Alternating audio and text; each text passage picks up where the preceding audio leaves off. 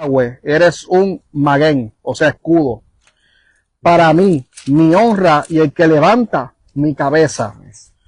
Ahora, quiero que estén atentos porque este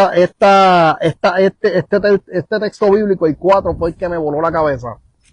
Dice, con mi voz a Yahweh yo clamé, y él me escuchó de su Har Kadosh. Har Kadosh quiere decir monte apartado. Dice, lo voy a volver a leer de nuevo. Con mi voz a Yahweh yo clamé, y él me escuchó desde su monte apartado. Obviamente, en la teología, apartado es prácticamente santificación. ¿Por qué? Porque está apartado para Dios. Amén. Pero cuando dice monte apartado, quiere decir que Dios lo escuchó en un lugar que apartado. Ahí mismo viene y pone la palabra Selah. Ahí, antes de que tú sigas ahí, yo voy a leer dónde fue que David escribió esto, que es muy interesante porque del linaje de David es que nace Cristo. Y en el mismo monte donde David se puso y escribió este salmo, que fue en el monte de los olivos, es donde Cristo más adelante sube a ese monte de los olivos. Vamos a ir a segunda de Samuel, capítulo 15, verso 30, porque ahí es donde David sube. Recuerde que este salmo se escribe porque Absalón se levantó en contra de David.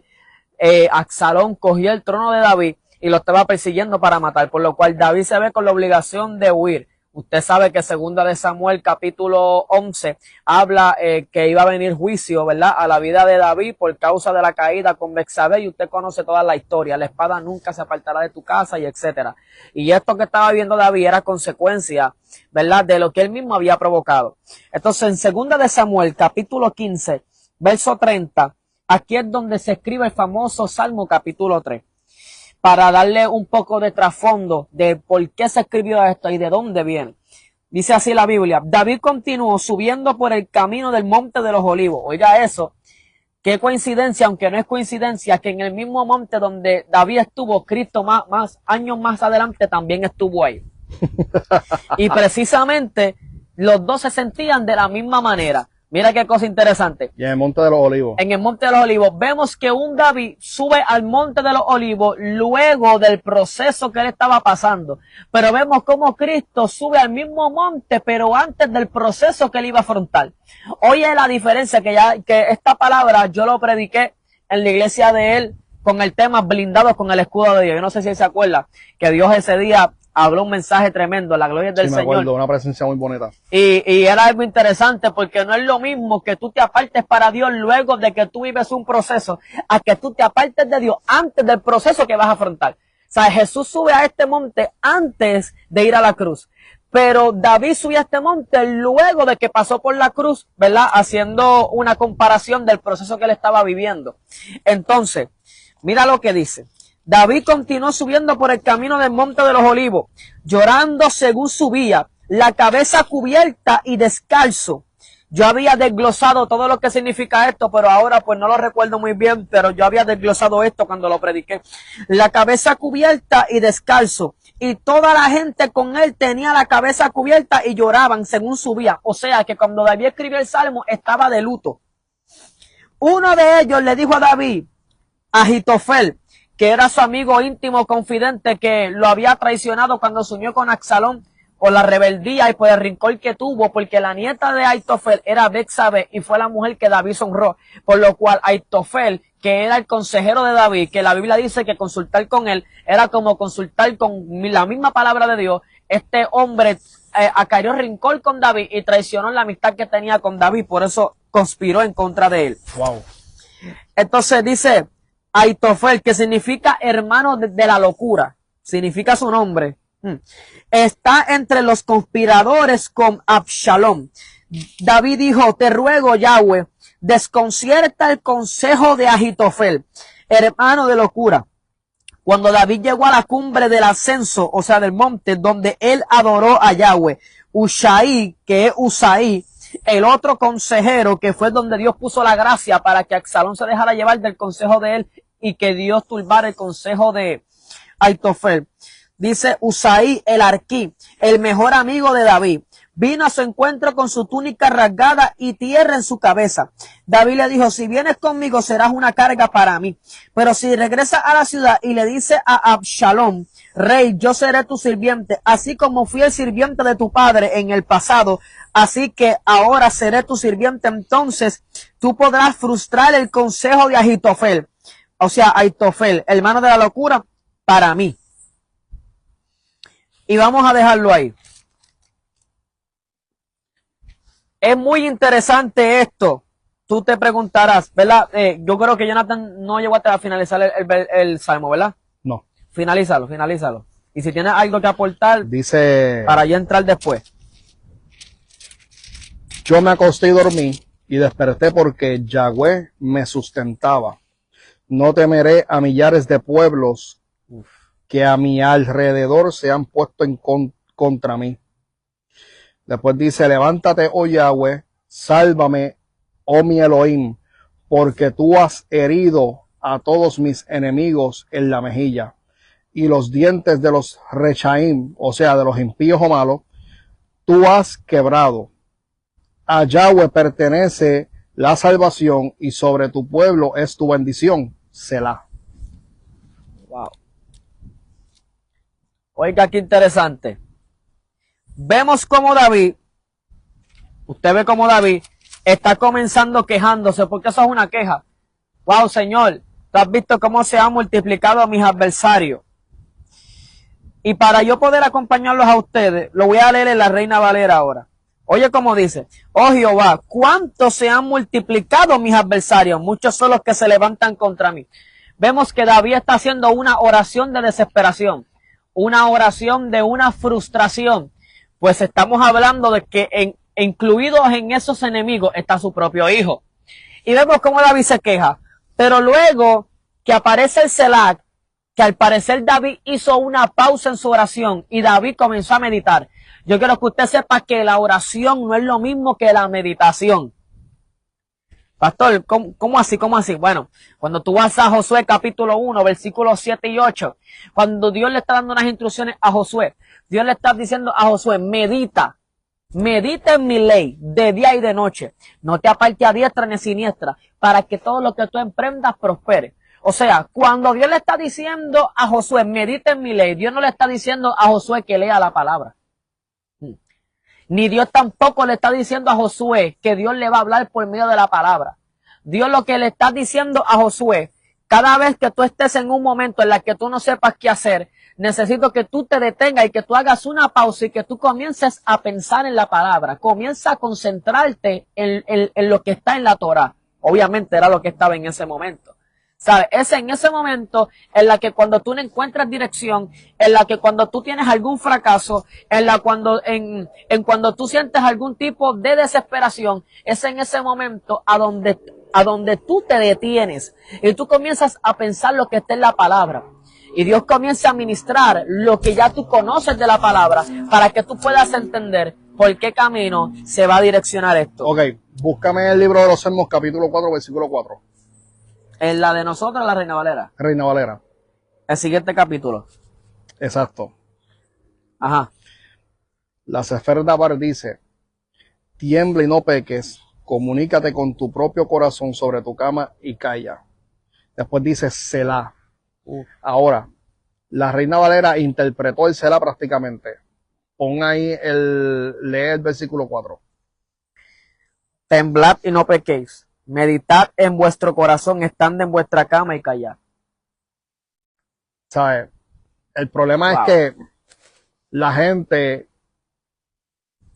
prácticamente cuando se habla de la meditación, la gente piensa que es lo mismo. La meditación es... Me gusta mucho como el doctor Jairo y Jonathan Piña lo traducen porque es prácticamente un viaje. Un viaje donde el alma y el espíritu van directamente a conectarse a Dios.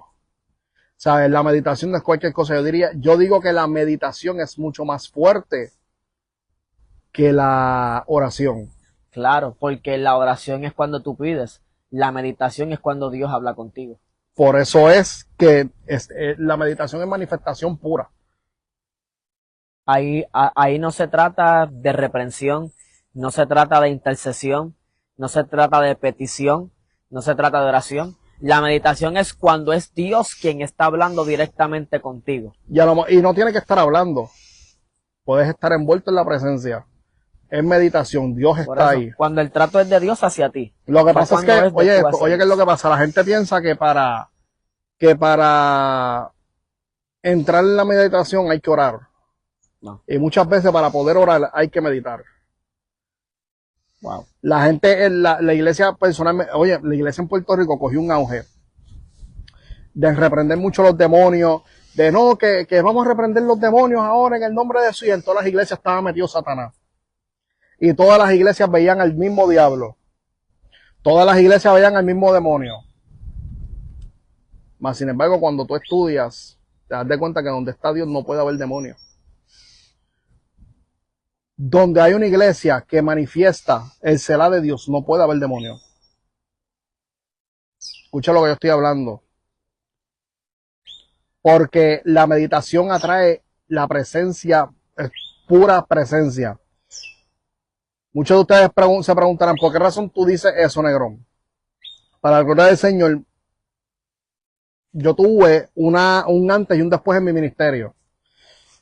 El antes era cuando yo estaba envuelto todo el tiempo en lo que es cuando yo estaba envuelto todo el tiempo en lo que era la reprensión de demonios, todo el tiempo gritando, todo el tiempo era lo mismo. El después fue cuando yo entendí esto, cuando lo internalicé, cuando lo viví. Porque no es lo mismo hablarlo teniendo el conocimiento que tener el conocimiento y vivirlo. Uh-huh.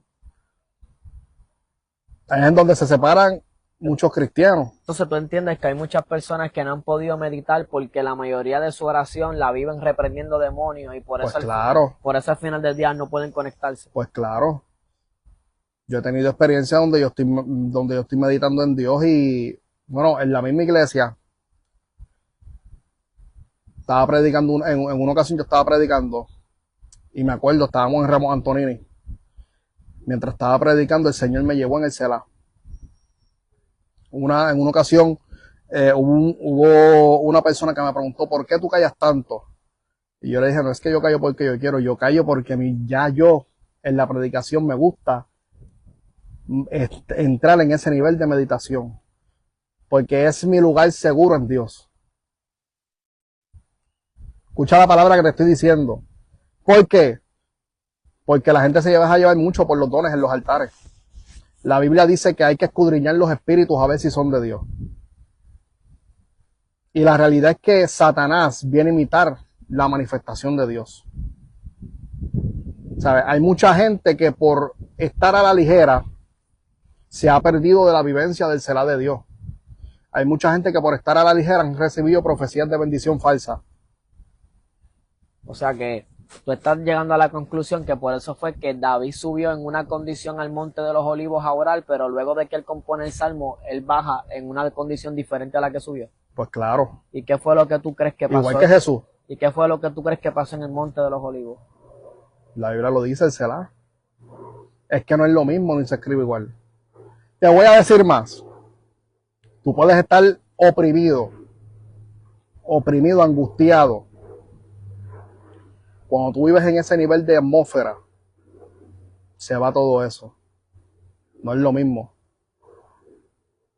Se te van las ganas, o escucha esto, porque parte del antes y del después, en el ministerio mío, Ajá. fue que a mí se me fueron las ganas de que la gente me viera. Obviamente tú quieres exponer el ministerio porque todo el mundo quiere que el ministerio se le multiplique, etcétera. Pero cuando tú entras en ese nivel, tú lo único que quieres es vivir dándole la gloria y la honra a Dios, que solamente vean a Dios. Es algo demasiado de muy profundo. ¿Sabes? No estamos hablando de cualquier tipo de manifestación. Estamos hablando de que ese nivel de meditación atrae la gloria. Ahí es en donde está la diferencia de los de antes y los de ahora. Por eso fue que te dije al principio que antes, aunque no tenían el conocimiento, sabían accesar a la presencia. Ahora la diferencia está que tienen el conocimiento, y yo creo en esta generación, y tú lo sabes que yo creo en esta generación. ahora mismo tienen el conocimiento, están adquiriendo, hay escuelas de teología por un tubo de llave, escuelas de raíces hebreas, escuelas en donde te mezclan la teología con las raíces hebreas para que las personas puedan entender lo que es la Biblia, que yo creo en eso, pero están fallando en algo, se están dejando llevar por el ruido del momento. Hay demasiados de muchos poscateros ahora mismo, demasiados de mucha, ¿cómo se le dice esto? Demasiado de mucha gente hablando cosas que ni siquiera han vivido en las redes. Entonces, el Selah de Dios, tú entiendes que es lo que vivió Moisés en Éxodo capítulo 3, cuando Dios le mostró la espalda. ¿Tú crees que ese momento fue un momento donde fue el Selah de Dios? Claro. Eso fue Dios mismo que bajó ahí. O sea, bueno, que hay teólogos que dicen otra cosa, pero pues, sí, fue un momento donde, ya sea como los teólogos dicen que fue un ángel, o ya sea como, pues hay una división teológica en esa parte, unos dicen que fue un ángel, otros dicen que fue Dios mismo, fue el mismo Selah de Dios. La pregunta no es si fue un ángel o si fue Dios. La pregunta es, ¿fue una manifestación de Dios? Claro que sí, el Selah de Dios. Lo que se le personificó ahí fue demasiado de fuerte. yo quisiera que fuéramos, ya nos quedan 15 para terminar este podcast. Me gustaría ir a Primera de Reyes, capítulo 19. Primera de Reyes, capítulo 19. Me gustaría leer algo muy interesante, porque sé que esto pues va a poder bendecir sus vidas. Si ustedes lo quieren buscar ahí, usted lo puede buscar ahí, porque sé que va a ser algo de mucha bendición. Si no, yo voy y lo busco. Primera de Reyes, capítulo 19. Primera de Reyes, capítulo 19. Dice así: y Ahab, que significa Acab, le dijo a Ixebel su Isha, mujer, todo lo que Eliyahu, que es Elías, había hecho y cómo había matado a espada a todos los Nebim, que significa profetas. Entonces Ixebel envió un mensajero a decir a Eliyahu: si tú eres Eliyahu y yo soy Ixebel, me hagan los dioses cosas terribles a mí, y además peores, si para esta hora mañana no hago con tu vida como la vida de uno de ellos. Y Eliyahu temió. Él se levantó y huyó por su vida. Cuando él llegó a Beersheba, en Yehudá, al desierto, dejó a su sirviente allí. Luego fue al desierto. Pero dice que fue un día más adentro del desierto, hasta que llegó un árbol de enebro, se sentó debajo de él y oró por su propia muerte. Basta, él dijo: ahora, Yahweh, toma mi vida, no soy yo mejor que mis padres. Entonces él se acostó debajo del enebro y se durmió. De repente un malaj, que es un mensajero o un ángel, o malajim, le tocó y le dijo: levántate y come. Él miró y allí junto a su cabeza había una torta sobre piedras calientes y una vasija de aguas. Él comió y bebió, entonces se acostó otra vez. El malaj de Yahweh vino otra vez, una segunda vez, le tocó y dijo: levántate y come, el viaje será demasiado para ti.